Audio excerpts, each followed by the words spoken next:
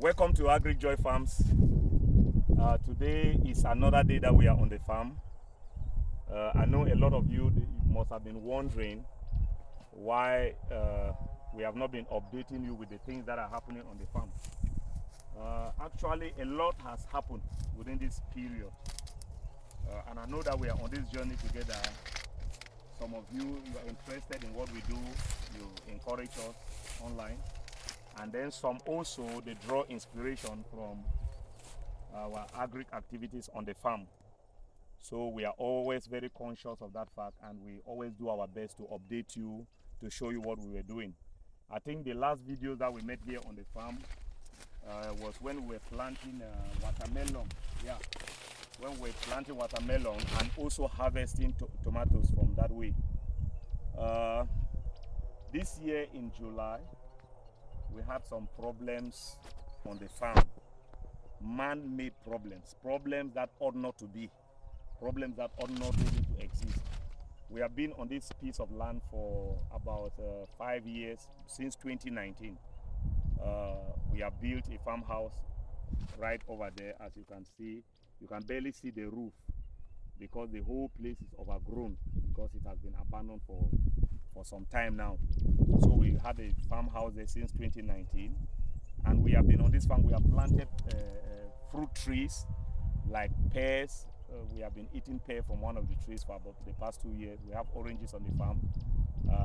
We have mangoes, and we have plums and some other fruit trees on the farm, which can already show you. We have soursop on the farm, which can show you the age, because an agri farm, the age of an agri farm does not hide. It's not science. Once you come there, you can look at the farm, you can be able to determine or have an approximate date for the farm. So we have been on this farm for 5 years, approximately 5 years or more, working on the farm, doing pineapples. And if you go back on our page, you can see when we started posting, when we started maize on the farm far back. Now this year, in July, the new chief of this village began to send gangs. I will call them gangs because they were not acting legally. They were acting illegally.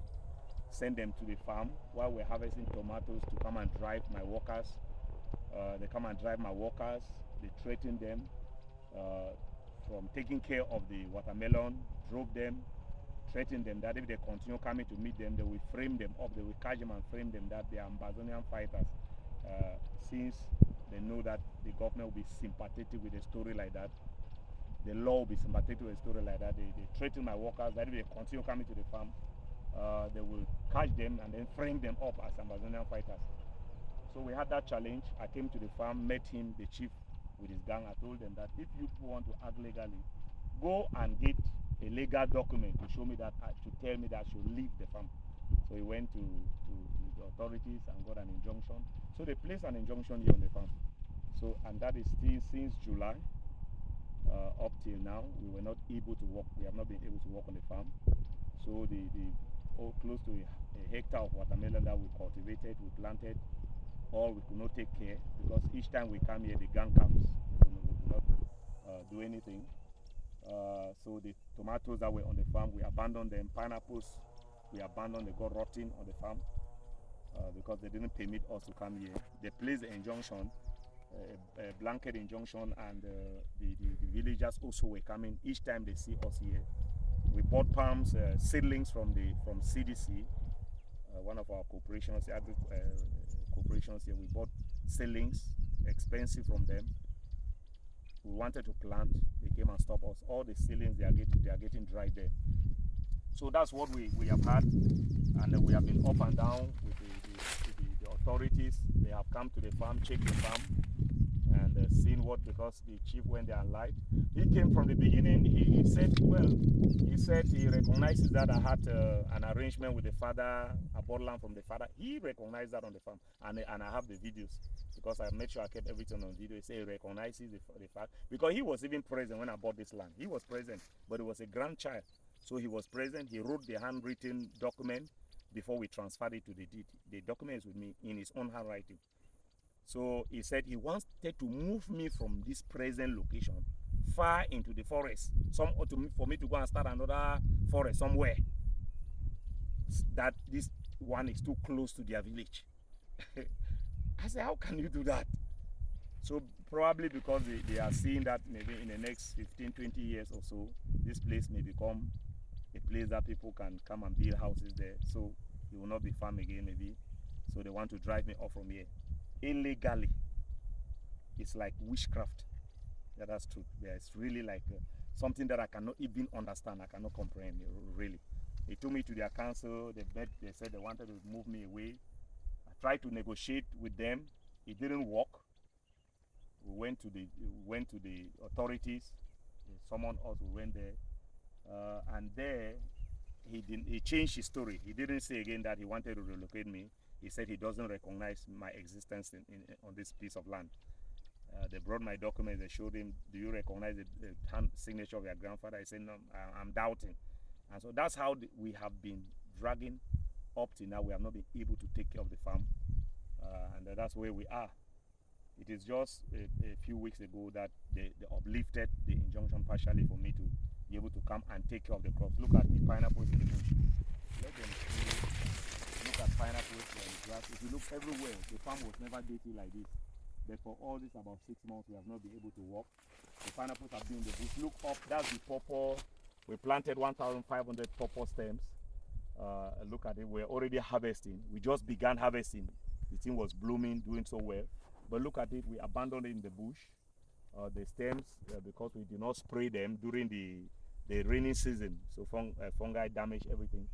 All the leaves are falling off, it's dry, the pawpaw is useless, everything is damaged. That's it. So come this way. So we are inside the pineapple is in. We are inside the bush. We have not been able to take care for a lot of losses. Then on this other side, we have managed to with a lot of difficulty to clean the grass. So we are cleaning this one. There's some other portions they are still in the bush. It's not easy on the workers. Down this way we have also struggled to clean the grass. So these are the kind of issues that sometimes our people, our brothers and our sisters in the diaspora, sometimes we want to encourage them to come and invest, to carry out projects. As these are some of the difficulties that they encounter. And these difficulties are daily, especially in Fako division where I am. It's not easy. You can buy a piece of land genuinely, not that you did your findings and everything, and some individual will get up one day and just come and make you to start spending money, following processes that are long for nothing. Because all the villagers here, they know that I have been on this land. I carry them every day when I'm coming to them. I meet them on the road. I carry them. They are planters. I carry them and leave them down in town. All of them, they are aware. But for no reason, the chief said, just came and disturbed me. And he's not very worried because he doesn't have any stake. I'm the one with crops on the farm that are getting bad. So the injunction can last him for the next 10 years. He doesn't care. So these are some of the challenges that we face. Sometimes you encourage people in the diaspora, come and buy land, do development, carry a project that can help with create employment. You come and people get up and with this kind of witchcraft, it becomes very difficult. Yeah, they really face it. They look at doing business in our own environment. It's like it's difficult.